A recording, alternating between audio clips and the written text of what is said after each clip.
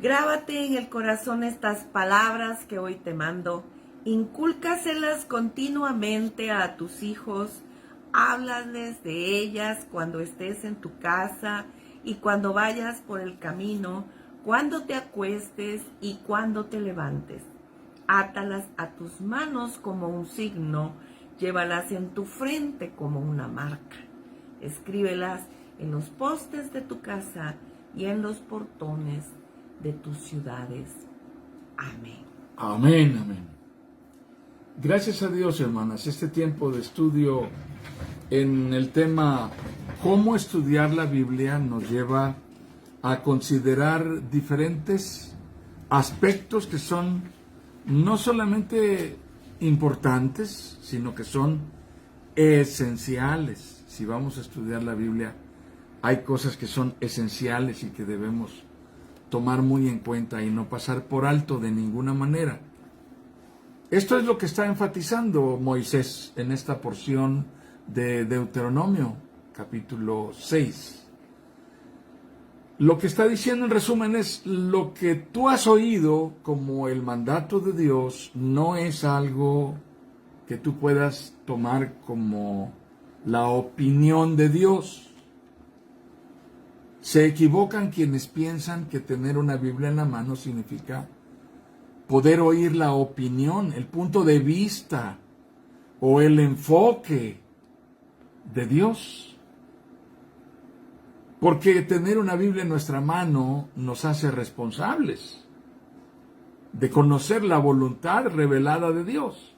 Algo que no podemos ignorar cuando hemos leído en la palabra que Dios estableció un orden para las cosas, que ese orden debe ser honrado, reconocido, y que vivir en ese orden nos privilegia, vivir en ese orden nos bendice, vivir en ese orden nos hace personas bendecidas, porque Dios bendice a quienes le obedecen. La obediencia conlleva bendición. Eso es lo que leemos una y otra vez en la palabra, reiteradamente. Entonces, cuando estamos conscientes de esto, la Biblia deja de ser solamente un manual de consulta. Ve y busca en la Biblia cómo se debiera hacer esto, o cómo se debiera hacer aquello otro. No tenemos un manual de consulta. Tenemos en nuestra mano la palabra de Dios. La palabra de Dios que nos ha sido dada como faro para iluminar nuestro paso, como faro para darnos luz en el camino, como ruta a seguir. Y habrá bendición siempre que la sigamos, habrá bendición siempre que obedezcamos lo que ella nos dice, porque hacer lo que Dios dice nos aproxima y nos une al plan de Dios, nos aproxima al propósito de Dios. Cuando hacemos lo que Dios dice, estamos haciéndonos uno con Dios en su ruta a seguir para nuestra vida.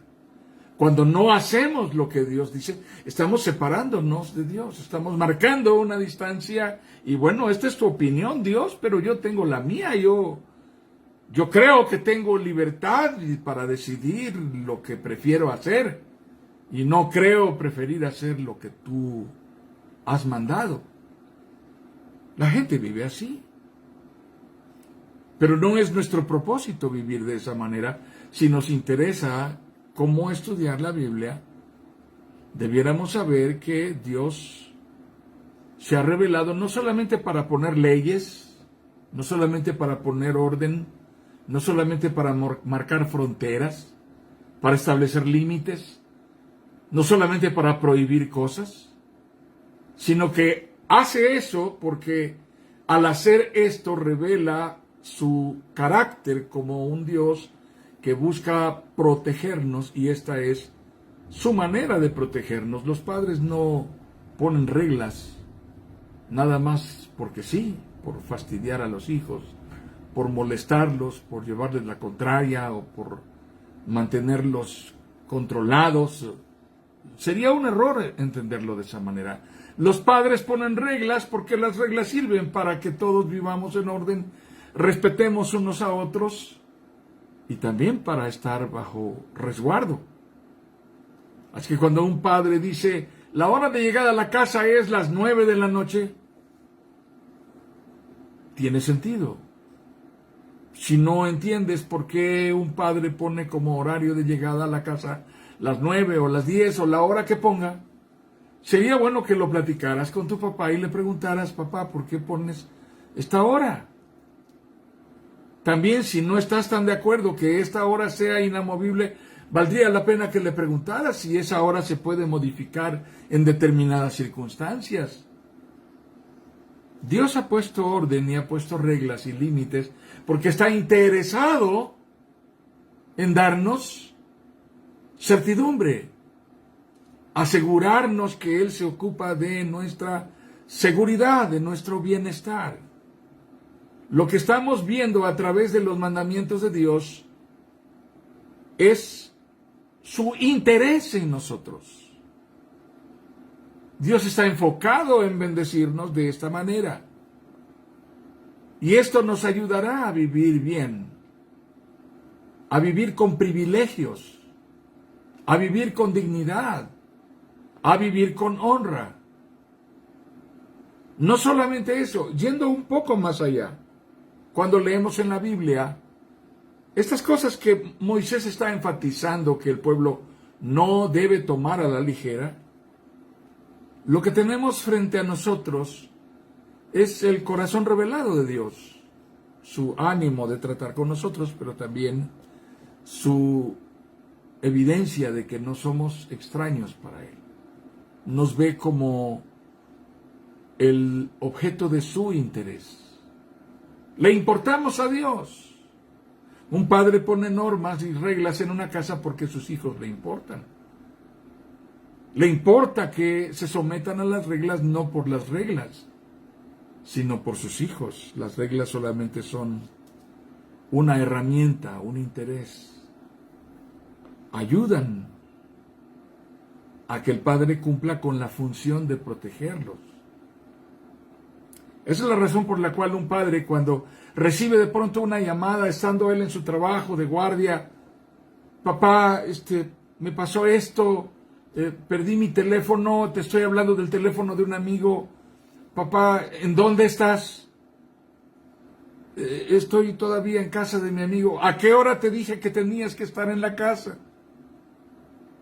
Cuando no me obedeces pasan cosas, ¿te das cuenta?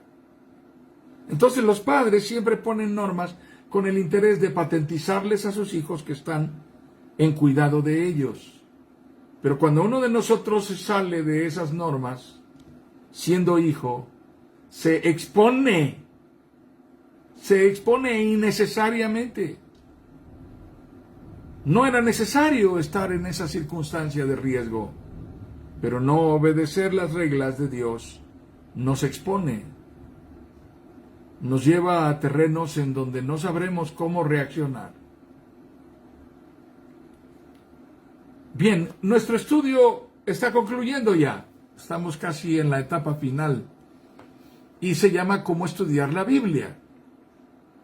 Esto significa cómo obtener el mayor provecho de nuestro estudio de la Biblia. Cómo obtener el mayor provecho de nuestro estudio de la Biblia. Y varios editores de Biblias nos dan algunas buenas indicaciones en las primeras páginas de las Biblias. Algunas Biblias ahora incluyen esta información que es de gran ayuda.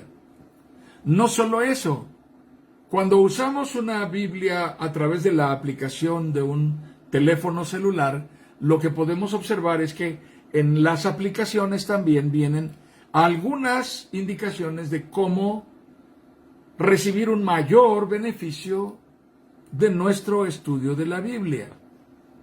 Quisiera compartirles algunos consejos o principios fundamentales. El primero de ellos es que al estudiar la Biblia debemos ser cuidadosos de tomar en cuenta las áreas que la Biblia involucra. Recordemos esto, la Biblia fue escrita a lo largo de 4000 años aproximadamente. Y en algunas partes, algunos fragmentos importantes, originalmente fueron tradiciones orales que se transmitieron de una generación a otra antes de que finalmente estuvieran plasmadas en su forma última escrita. Así que lo que encontramos en la Biblia son colecciones que requieren el cuidado de respetar ciertas normas de la lectura. La ciencia que se dedica al estudio y a la interpretación de la Biblia se llama hermenéutica. No es exclusiva de la Biblia. Hay hermenéutica también para el derecho. Las leyes requieren hermenéutica. Pero cuando hablamos de la Biblia, hay normas que nos permiten estudiar la Biblia con el cuidado y la consideración de todos los detalles inherentes a su desarrollo, para que finalmente la tengamos como hoy está en nuestras manos. Así que quiero comenzar señalando las áreas que debemos considerar, y son básicamente 4. La primera de ellas, y esto es algo que nos recomiendan los editores de la Biblia MacArthur, los editores que hicieron la Biblia que dirigió el pastor John MacArthur. Es una Biblia que se encuentra todavía disponible en algunas librerías, pero no necesitan comprar la Biblia, lo pueden consultar a través de la aplicación de Tencarta Bible. Tencarta Bible. Esa aplicación la descarga usted en su teléfono celular y la puede leer no solamente la Biblia en varias versiones en español, sino además consejos y ciertas orientaciones muy importantes para el estudio de la Biblia. Las áreas a estudiar. Tenga en cuenta que la Biblia fue escrita en más de un idioma. Y considere que alguno de esos idiomas eran realmente dialectos. Y que es importante que esos dialectos y esos idiomas hoy en la actualidad ya no se siguen usando. Entonces eso representa una complejidad en el estudio de la Biblia. Claro, ahora la tenemos en nuestra propia lengua y la podemos leer. ¡Qué bendición! Eruditos y científicos se han ocupado de eso, porque la Biblia sigue siendo el libro más leído en el mundo. De manera que para que nosotros podamos leer la Biblia, se han tenido que hacer todas estas traducciones, tomando en consideración que la Biblia procede de más de una sola lengua y que esas lenguas ya están muertas. La segunda cosa que necesitamos tomar muy en cuenta y no pasar por alto, como un área muy importante a considerar, es la cultura. Yo lo llamaría el ropaje que envuelve lo que leemos en la Biblia, lo que viste las historias bíblicas.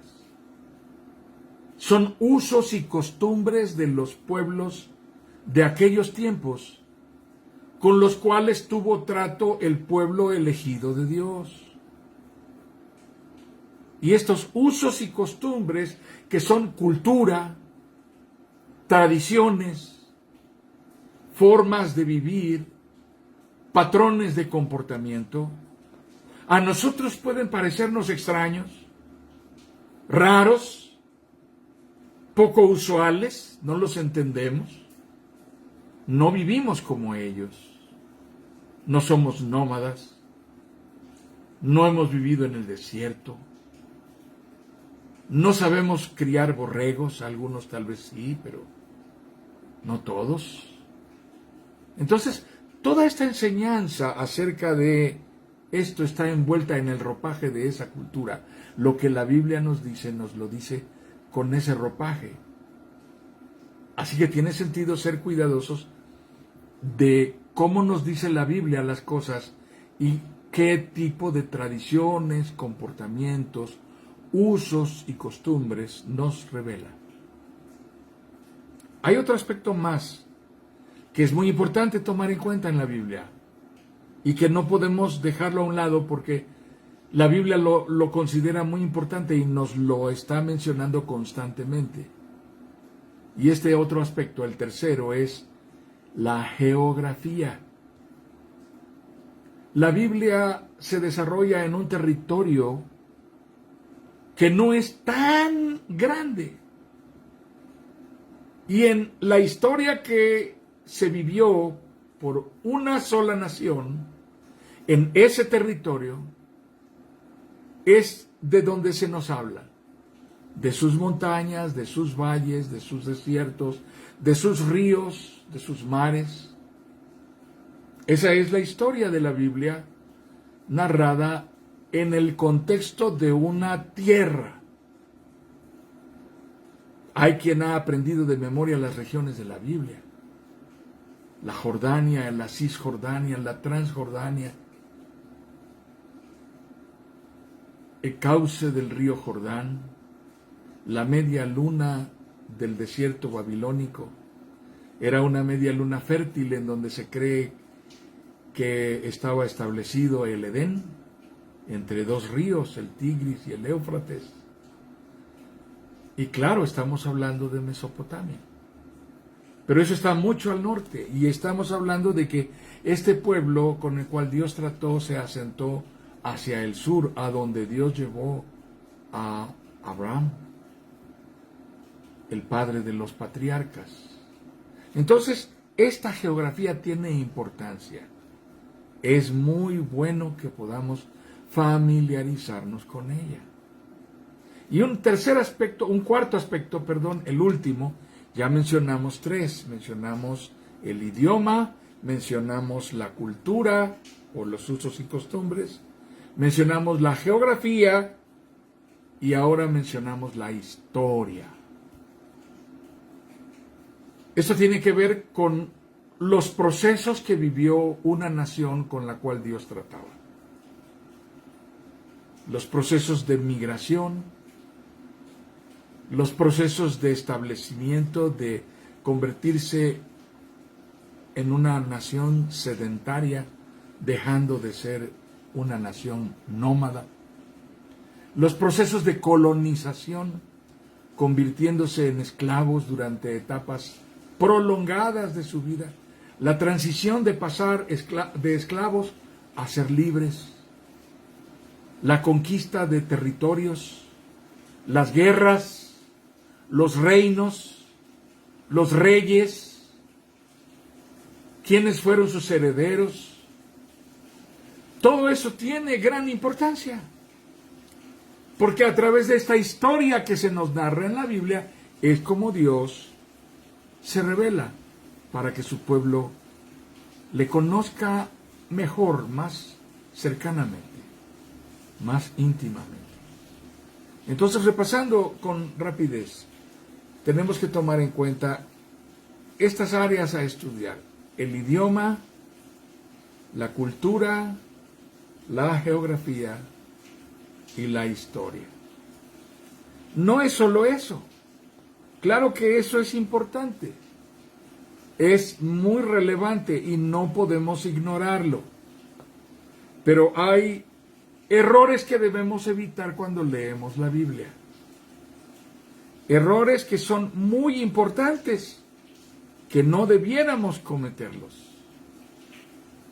Les digo, esa información está en la introducción a la Biblia MacArthur, en la edición de la Biblia MacArthur, y es muy fácil conseguirla, pero la estoy compartiendo con ustedes desde estos editores.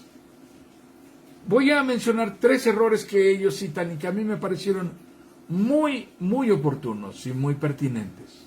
El primer error que cometemos al leer la Biblia es dar por hecho cosas. Entonces, el primer error es no presuponer, no presuponga.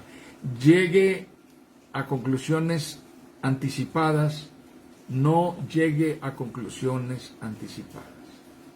No llegue a conclusiones rápidas a expensas de una interpretación que le pareció más bonita, más simpática, más agradable. Eso significa, no haga que la Biblia diga lo que le interesa a usted decir. En el entorno de los predicadores, los pastores, escuchamos a veces a ciertos predicadores y decimos, este hermano está usando ese texto como pretexto para decir lo que él quiere, aunque el texto no diga lo que él está diciendo, pero está forzando, le está dando un sesgo a esa porción de la Biblia porque está usándolo para sostener su idea equivocadamente. Así que al leer la Biblia, al leer una porción bíblica, al leer un pasaje, no dé por hecho las cosas de acuerdo a su criterio, puede estar equivocado. No llegue a conclusiones rápidas, sin analizar, sin consultar. El segundo error, evite interpretar superficialmente. No caiga en el error de las personas que dicen, pues para mí lo que ese pasaje dice es esto. Pero lo que el pasaje dice no es eso. O a mí me parece y siento yo, porque cuando lo leo inmediatamente así lo siento en mi corazón, que Dios nos está diciendo esto. Pues no necesariamente es así. El primer paso que debe dar cualquiera que esté interesado en interpretar la Biblia es reconocer esas 4 áreas que mencionamos antes. Tomarlas en consideración. ¿Por qué? Porque si no se toman en cuenta, estaríamos pasando por alto, por ejemplo, los usos y costumbres. Estaríamos pasando por alto la historia. E interpretar la Biblia sin tomar en cuenta la historia sería un grave error. No caiga en el error de la interpretación superficial. Y número 3, otro error, no espiritualice los textos bíblicos. Lea y entienda lo que la Biblia dice en su sentido literal, en su significado inmediato, sin agregarle simbolismos que no tienen nada que ver. Respete el sentido gramatical de las palabras. Dele el sentido y el contexto histórico de lo que está leyendo. Si la Biblia dice gigante, en realidad se trataba de un gigante. Pero lo que habitualmente hacemos es espiritualizar. Sería un error entender que Goliat era un demonio. No, señor, no era un demonio. Era un hombre. Era un hombre que a lo mejor era enemigo del pueblo de Dios y enemigo de Dios. No tenía trato con Dios, pero no era un demonio. No podemos espiritualizar todo lo que leemos en la Biblia. Entiéndalo literalmente. Sí era un gigante, efectivamente. Medía más de lo normal y natural que mide una persona. Y espantaba, claro que sí daba miedo verlo. Estaba muy grande. Pero Dios le dio el valor, la entereza a David. Así que al leer esto, léalo sin espiritualizar ni agregarle simbolismos ni significados hipotéticos, conclusiones o conjeturas imaginarias. Errores a evitar. No presuponga, evite la interpretación superficial y no espiritualice todo lo que lee en la Biblia. Ahora bien, ¿cuál es la manera más adecuada de tomar un pasaje bíblico y leerlo? Entonces yo les diré un error más que no viene en los editores de la Biblia, MacArthur, pero que a mí me parece que es muy importante que lo tengamos en cuenta. Si su propósito seriamente es leer la Biblia con un interés de estudio y aprendizaje, lo repito, si su propósito personal es leer la Biblia con un interés serio de estudio y de aprendizaje, jamás lea el pasaje solo una vez. Si usted está interesado en estudiar seriamente la Biblia, ese pasaje bíblico, esa porción de la Escritura que está estudiando, debe ser leída reiteradas veces. No 2, no 3. ¿Saben cuántas veces hemos leído esta porción de Deuteronomio capítulo 6? Lo hemos hecho cada vez que iniciamos nuestro estudio. Y cada vez que iniciamos nuestro estudio tiene sentido. Porque hablando del estudio de la Biblia, amadas hermanas, hay cuando menos 3 maneras de leer la Biblia. 3 maneras que yo podría compartir con ustedes de leerla. El primero es la lectura recreativa. El que se anda divirtiendo con leer la Biblia. Y alguien viene y te dice, ¿a poco no has leído en la Biblia que Salomón tuvo 700 concubinas y mujeres? ¿Dónde lo dice? Eso no lo había yo leído. Y ahí va la persona a divertirse leyendo la respuesta a esa duda o a esa pregunta. Mucha gente lee la Biblia recreativamente. Incluso hay quien la lee recreativamente solamente porque quiere nutrir su intelecto leyendo la Biblia. Es una manera recreativa de leer la Biblia. Pero el plan de Dios no es que leamos la Biblia para recrearnos de esa manera entretenida, lúdica. Hay una segunda forma de leer la Biblia, una segunda manera de leer la Biblia, es la lectura devocional. Leo la Biblia devocionalmente porque estoy necesitado de aliento. Estoy necesitado de dirección, estoy hambriento de fortaleza, anhelante de esperanza. Estoy urgido de hallar iluminación en un momento oscuro en donde estoy ante decisiones muy fuertes y la devoción de mi vida me lleva a la palabra de Dios, la devoción que tengo hacia Dios. Toda mi fe me dice, ve a la palabra y allí vas a encontrar dirección, esperanza, aliento, fortaleza, consuelo. Así que esa es la manera devocional de leer la Biblia. Una comprensión de la Biblia desde mi yo interior que se nutre en lo que la palabra de Dios está diciendo. La lectura devocional. Soy espiritualmente fortalecido por ella. No queremos leer la Biblia de manera lúdica para entretenernos, solo recreativamente. Sí queremos leer la Biblia de manera devocional, cada día. Ir a la palabra y hallar en ella alimento para nuestra alma.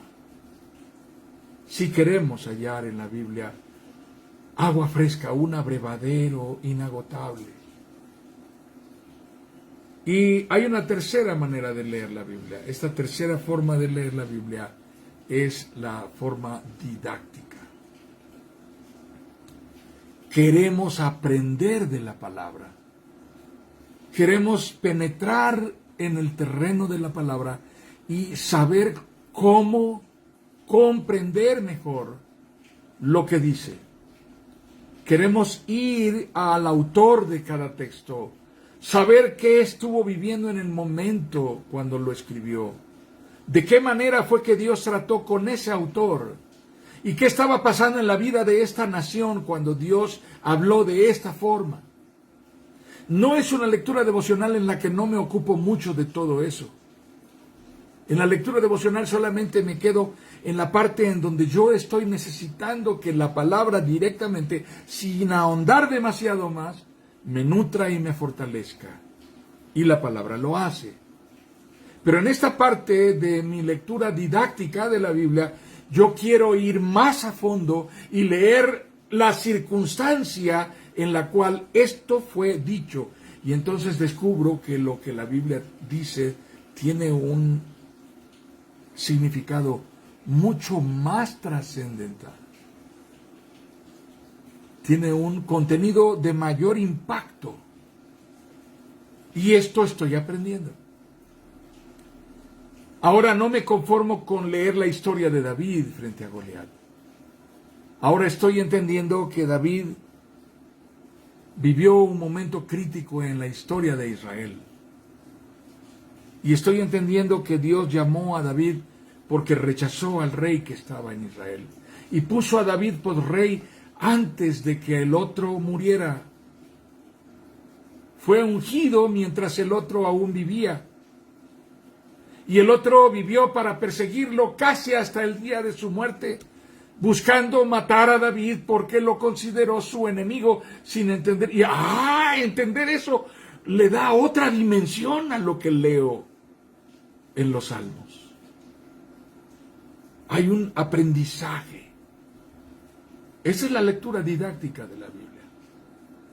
Quiero decirles que la mayor parte de las predicaciones que escuchamos en predicadores que tienen mucho entusiasmo para motivar, para animar y traer una fe entusiasta a la vida de las congregaciones y de los creyentes, se queda en la lectura devocional.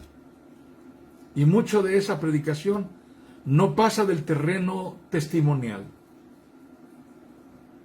Siempre están refiriéndose a sí mismos por lo que ellos vivieron, de lo que entendieron de la Biblia, y poca oportunidad tienen de ir al terreno del aprendizaje más profundo, del contexto, de la circunstancia histórica, del significado más amplio y de mayor alcance que dice la Biblia. Así que no debemos conformarnos con eso. Tenemos que ir a la Biblia y hay 3 pasos esenciales. Muchos autores hablan de estos mismos 3 pasos que hay que dar para ir a un estudio más profundo, más serio, de mayor importancia de la Biblia. El primer paso es el paso de la aproximación, el acercamiento al texto bíblico. Vamos a elegir una porción de la Biblia. Puede ser un libro, puede ser un capítulo, puede ser solo un versículo. Lo que hayamos elegido, lo que nos toque estudiar. La parte con la que iniciamos es un acercamiento. Vamos a observar, a leer una y otra vez lo que está diciendo allí. Vamos a encontrarle sentido a las palabras en la forma en que están dichas. ¿Quién lo está diciendo? ¿Cómo lo está diciendo? Al leerlo una y otra vez, lo que estamos leyendo irá cobrando una dimensión más clara en nuestra mente. Pero no nos vamos a quedar en ese paso de acercamiento. Ese es solamente el primer paso. Y lo único que tenemos en ese primer paso es el texto bíblico, la porción elegida. Pero vamos a dar un siguiente paso. Este paso nos va a ocupar más tiempo y se llama interpretación. ¿Qué quiere decir lo que estoy leyendo aquí? ¿Qué significa esto que estoy leyendo aquí? ¿Qué implicaciones tiene para mi vida? ¿Qué implicaciones tuvo en aquel momento cuando fue dicho? En este paso que es la interpretación, es valioso echar mano de algunas herramientas que ahora son muy fáciles de conseguir. Comenzando porque las hay en toda librería cristiana, pero además porque las podemos consultar en línea. Por ejemplo, una buena pregunta que podemos hacernos es, esta palabra discípulo, ¿en qué otras porciones de la Biblia aparece? ¿En dónde la vuelve a decir el Señor Jesús? También, esta palabra discípulo, ustedes son mis discípulos. Si ustedes quieren ser mis discípulos, cualquiera que quiera ser mi discípulo, esta palabra discípulo, ¿quién más la usa? ¿La usa Pablo, por ejemplo? ¿La usa Pedro? ¿Aparece en el Antiguo Testamento? Parece que no. Entonces estamos comenzando a analizar esta palabra y su significado de tal manera que podamos analizar en dónde más y cuántas veces se usa esta misma palabra para entender mejor lo que implica la palabra y lo que implica la declaración de quien usó la palabra. Por ejemplo, Jesús, nuestro Señor Jesucristo. En este paso segundo, que es la interpretación, necesitamos usar herramientas como un diccionario bíblico.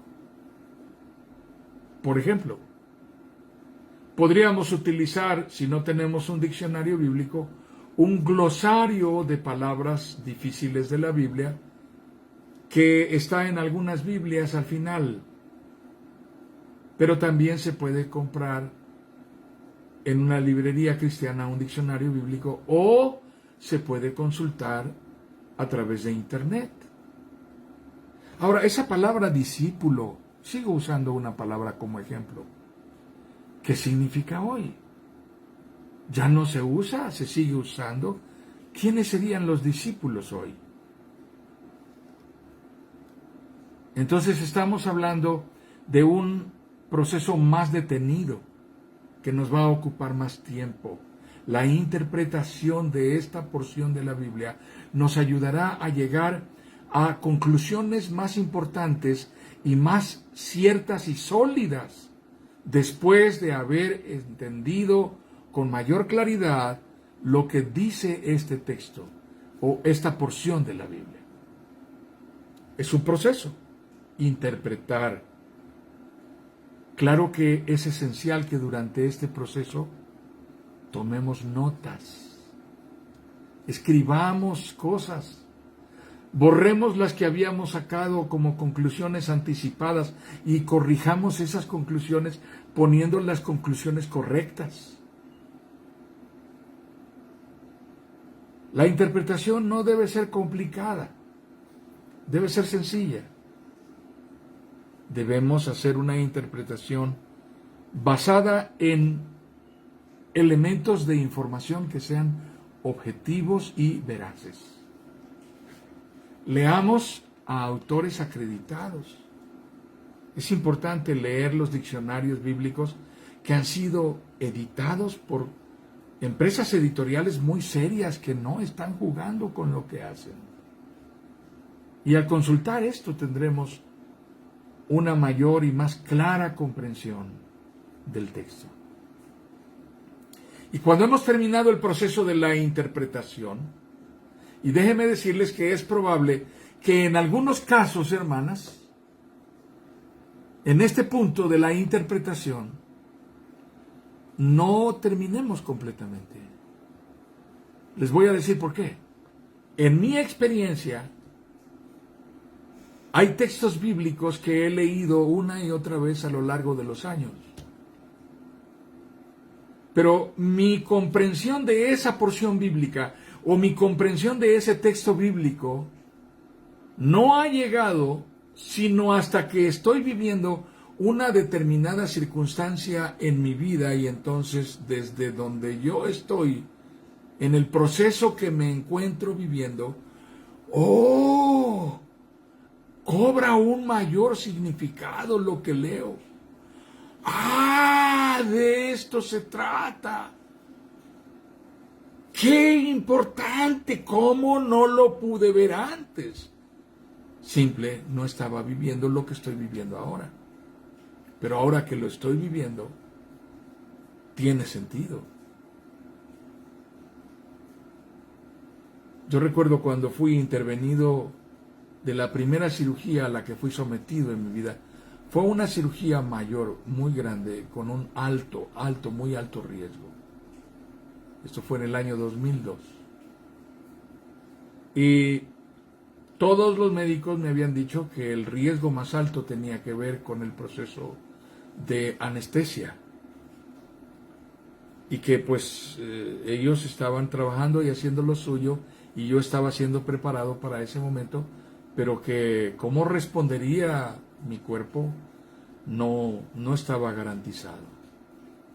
Yo recuerdo que tuve paz todo el tiempo estuve bastante sereno, no tuve miedo, es una realidad, lo comparto como fue realmente, no quiero ufanarme ni asumir ninguna presunción, pero yo estaba bastante sereno, pero como parte de la realidad es que mi familia estaba preocupada, mi esposa, naturalmente, y mi familia inmediata, mis hijos.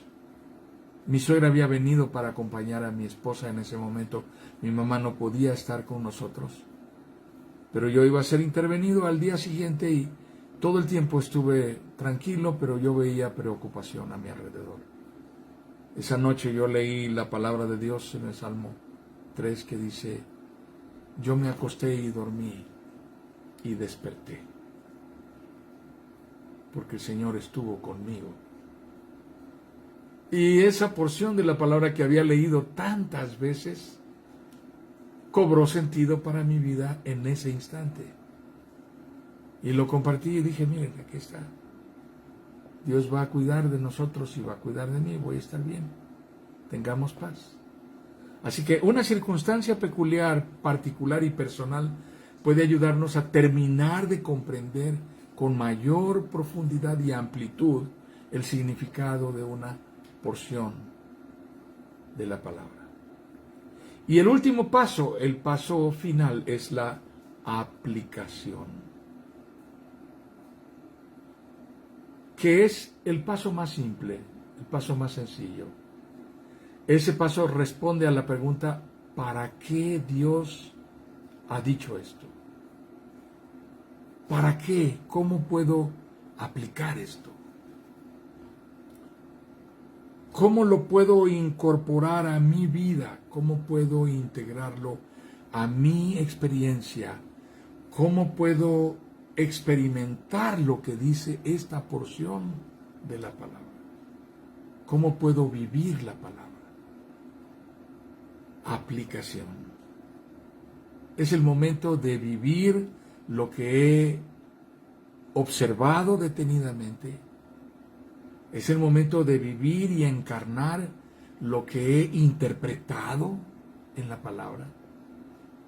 Es el momento de llevar a la práctica lo que entendí con un discernimiento mayor, más desarrollado, después de el estudio de la palabra.